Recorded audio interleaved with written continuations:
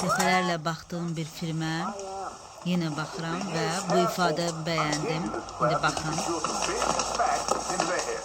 These kids are at the bottom of the barrel. Don't talk about them like that. These kids are at the bottom of the barrel. Don't talk about them like that. Nə dedi? Dedi ki, these kids are the bottom of the barrel. To be the bottom of the barrel nə deməkdir? Bu bir idiomdur və mənasını gəlin birlikdə öyrənək.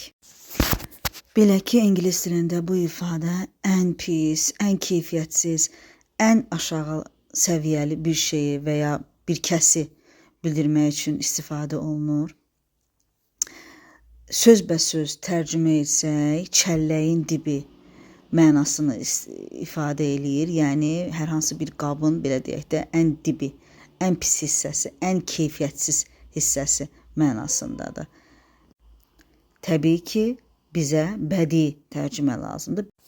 Filmə də baxsanız, onda görəcəksiniz ki, buradakı uşaqlar çox tərbiyəsiz uşaqlardır.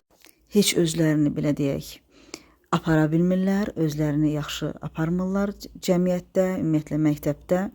Ona görə də bu ifadə onlar üçün istifadə olunur. Müəllim isə əvəzində deyir ki, onlar haqqında belə danışma. Məsləhət görərdim ki, bu filmə baxasınız. Əsas məsələ yeni bir ifadə öyrəndik, bottom of the barrel və bu ifadəni yaxşı yadımızda qalsın deyə cümlələrdə istifadə edək. Məsələn, demək istəyirik ki, bu ayaqqabılar ən keyfiyyətsizdirlər. Yəni, çox keyfiyyətsiz ayaqqabılardır. Necə deyərik?